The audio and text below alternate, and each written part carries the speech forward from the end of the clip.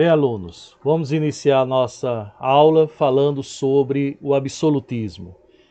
É importante percebermos que o absolutismo é um sistema político que irá se desenvolver, se estruturar a partir da Baixa Idade Média, naquilo que nós chamamos da transição do feudalismo ou da Idade Média para a Idade Moderna, e a partir do século XVI, o absolutismo ele vai se fortalecer através da união entre rei e burguesia. Isso que a gente vai ver durante a aula. E para sustentar esse sistema político surge o mercantilismo, que a gente vai ver na nossa próxima aula. Então vamos entender o que foi o sistema absolutista que vai surgir na Europa a partir do século XVI e que vai se estender até o século XIX. Alguns países, entre o século XVIII e o século XIX, para poder justificar e se manter no poder, a monarquia vai ainda necessitar dos conceitos e da estrutura arcaica do absolutismo, tá certo? Primeira coisa, a gente entender o que é o absolutismo. Haja vista que o absolutismo ele é um sistema político que, em geral, defendia o poder absoluto do monarca sobre o Estado. E isso vai ser comum, como eu já falei para vocês, do século XVI até os meados do século XIX. Tá certo? Outra forma interessante que a gente pode observar é que esse absolutismo ele vai ser criado pela burguesia mercantil. Essa burguesia que estava surgindo na Europa, essa nova classe social que estava em ascensão. Então, não era interessante para a burguesia uma estrutura de um poder político descentralizado, como era na Idade Média. Então, a burguesia ela vai defender um poder político centralizado. E aí ela vai criar o absolutismo. Para que o absolutismo ele venha se estruturar na Europa, principalmente a partir do século XVI, a gente percebe que vai existir aí a chamada formação dos estados nacionais, ou o que nós podemos dizer, estados absolutistas, tá certo? Em que você vai ter a criação desses estados que passa a existir com fronteiras, peso e medidas, tá certo? E uma única língua. Isso vai, de certa forma, fortalecer aquilo que a burguesia mais desejava, o comércio. Porque numa política em que existia o poder político descentralizado, você tinha cada senhor feudal mandando seus próprios feudos, onde criava suas próprias leis, seus próprios impostos. E aí, para a economia, isso não era interessante. Isso durante a Idade Média. Por isso que na Idade Moderna você tem um Estado forte, um Estado unificado, um poder político centralizado na figura do monarca. Então aí nós temos as chamadas monarquias absolutistas, tá certo? Dentro do conceito de absolutismo, eu sempre gosto deste, que resume um pouco e nos faz entender a essência do absolutismo. A gente pode dizer que o absolutismo ele é o poder centralizado nas mãos de uma única só pessoa.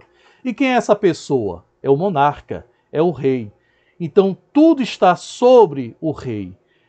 Da cabeça do rei está a coroa e ele é soberano em tudo. Tá certo? Então você tem o poder aí centralizado nas mãos de uma única pessoa. Essa figura que aparece aí é o rei Luís XIV, que ficou muito conhecido em toda a Europa pela sua atitude de modelo de rei absolutista. É uma das frases dele que ele vai dizer o seguinte: o Estado sou eu. Né? Então, o rei Luís XIV da França, que vai governar de 1654 a 1715, vai ser extremamente um rei absolutista. Ele é bem sucinto e torna-se o modelo do absolutismo e tem essa frase dele que o Estado sou eu. Ou seja, tudo converge para o rei, é a vontade do rei. Então você tem aí o sistema absolutista que vai estar fundido na figura do monarca, tá certo? E é importante também percebermos que, diante desse surgimento do absolutismo na Europa, ele vai surgir através da necessidade de um fortalecimento de um mercado consumidor. E esse mercado consumidor está aí voltado para as relações mercantis, tá certo?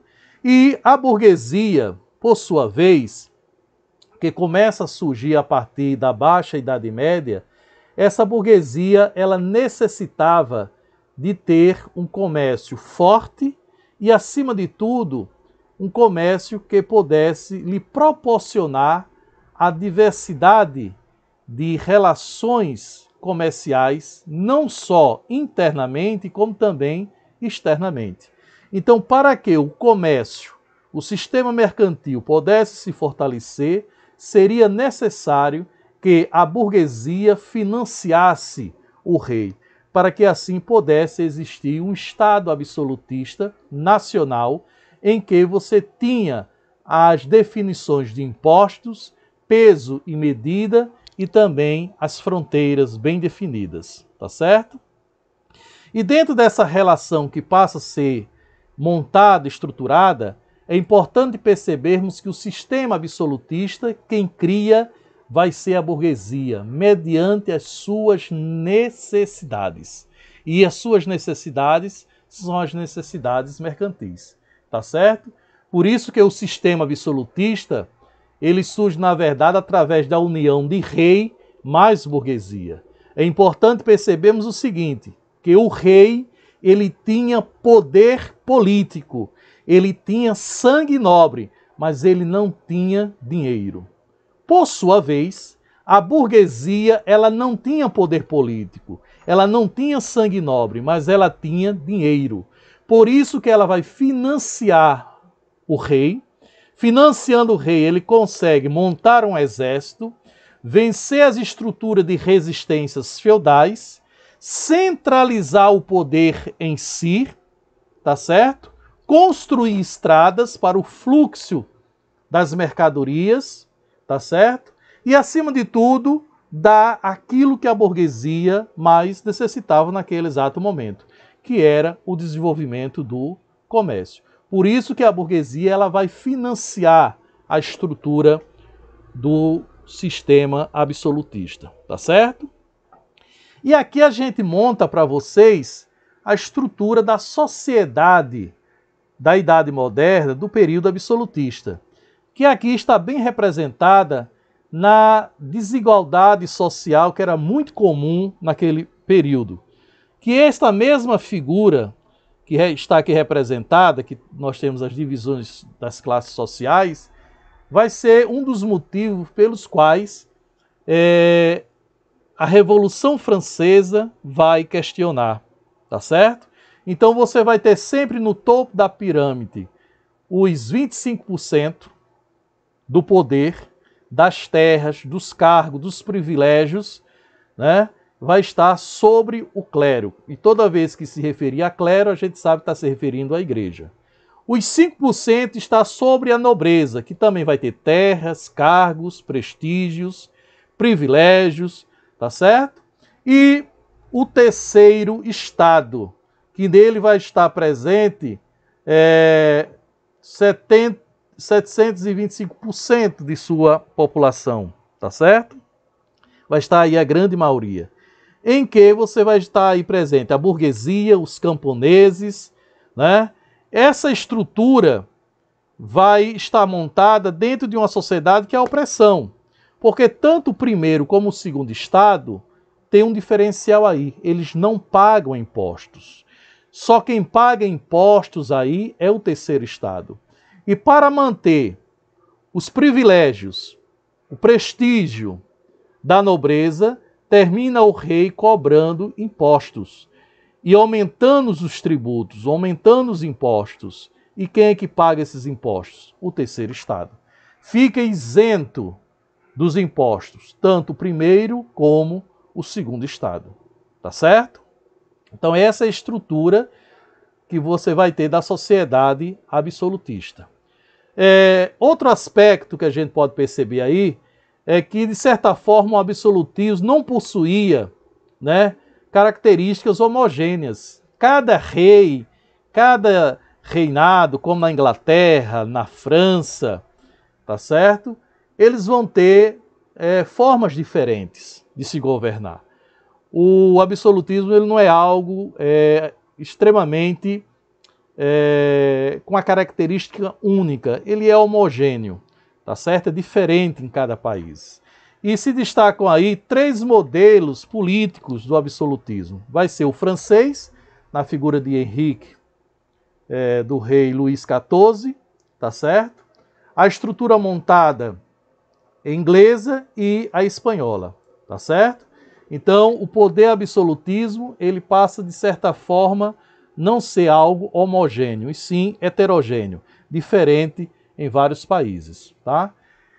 Em contrapartida, você vai ter aí os ingleses como Thomas Hobbes, que vai defender o absolutismo. São pensadores que passam a defender a estrutura monárquica do absolutismo.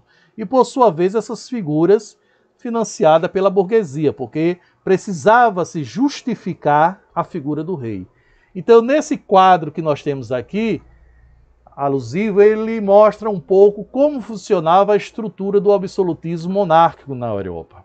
Você vai ter a nobreza e a igreja, que fazem parte, a igreja faz parte do primeiro estado e a nobreza do segundo estado. Eles não pagavam impostos e quem sustentava essa estrutura do primeiro e do segundo estado eram os camponeses que trabalhavam. Por sua vez, a burguesia também sustentava, porque a burguesia era detentora das relações comerciais, lojas, comércios e pagava aí seus tributos, seus impostos. Porém, totalmente já insatisfeita a partir do século XVII para o século XVIII, tá certo? E na medida em que o poder absolutista ele vai se fortalecendo, uma série de teólogos começam a tentar justificar aquela forma de governo absolutista, como, por exemplo, Nicolau Maquiavel, Thomas Hobbes, que eu já falei, Jackson, tá certo? São pensadores que passam a justificar, através de escritos, o absolutismo. Como, por exemplo, Maquiavel, ele vai dizer que os fins justificam os meios. Ou seja, para o rei absolutista se manter no poder, vale de tudo. Vale até matar, vale até dar golpes. O importante é que o monarca se mantenha no poder e passe para os seus súditos o medo. Precisa também governar através do medo, criando o pânico para poder se manter no poder. Já Thomas vai criar o livro Leviatã, tá certo? Maquiavel escreve O Príncipe e Thomas vai escrever o livro chamado Leviatã, que nele ele vai dizer que o poder real era necessário para colocar a ordem no mundo, manter a disciplina, a organização, através da figura de um poder centralizado, na figura de uma única só pessoa, que seria aí o rei, tá certo? E Jackson vai defender a figura da monarquia, tirando das escrituras sagradas, dizendo que o poder do rei procedia de Deus. O rei era escolhido por Deus, ele tinha uma ligação divina, por isso passa a ser justificado através das sagradas escrituras, através dos reis judeus, né? Os reis do povo hebreu, os principais reis mais conhecidos, Davi, Salomão e Saul. Então você tinha a presença até da igreja que vai ungir a cabeça dos reis para dar essa legitimidade sagrada. Então, Jacques vai dizer que a figura do rei está relacionada a uma figura divina, tá certo? E por fim a gente percebe que essa estrutura, a partir do século XVI até o século XVIII, ela vai se mantendo. A partir do século XVIII, ela começa a se fragilizar por causa do sistema extremamente arbitrário dos monarcas, tá certo? E a burguesia já querendo um outro viés político, porque esse sistema absolutista já estava travando os interesses econômicos desta burguesia. Então, o absolutismo deixou de existir como forma de governo por volta do século XIX, uma vez que já era, de certa forma, contestado pelos filósofos iluministas, e vão defender uma nova forma de governo, como, por exemplo, o parlamentarismo, uma estrutura monárquica constitucional, a república, tá certo? E isso acaba com a Revolução Francesa, que vai acontecer, lógico, que é na França. E as mudanças que surgiram a partir desse acontecimento faz com que vários países da Europa deixem de ser absolutistas e implantem outros sistemas. Por sua vez, alguns países europeus, com medo de perder a estrutura absolutista, vai agregar valores dos pensamentos iluministas aos pensamentos absolutistas. Isso aí vai se chamar, de certa forma, uma nova estrutura de pensamento político e econômico na Europa no meado do século XVIII, que vai ser o chamado despotismo esclarecido, tá certo? Essas mudanças buscavam, de certa forma, a descentralização do poder, né? Ou seja, o oposto do que era defendido até então, como também questionava a teoria da vontade divina do poder real, principalmente os pensadores absolutistas, né? Eram, de certa forma, descartados agora, porque os filósofos do iluminismo vão defender a racionalização, o pensamento humano. E esse pensamento de justificar o poder da figura do rei na estrutura religiosa, na figura divina, não vai dar certo. Por isso que com a Revolução Francesa, uma das primeiras coisas que acontece é a separação entre igreja e Estado, tá certo? Esta foi a nossa aula sobre o absolutismo. Espero que não fique nenhuma dúvida. E agora, na nossa aula remota, a gente tem uma ideia do que foi a estrutura absolutista e na aula de vídeo chamada, a gente vai tirar as dúvidas, iremos interagir e discutir melhor todo o processo do que foi o sistema absolutista europeu.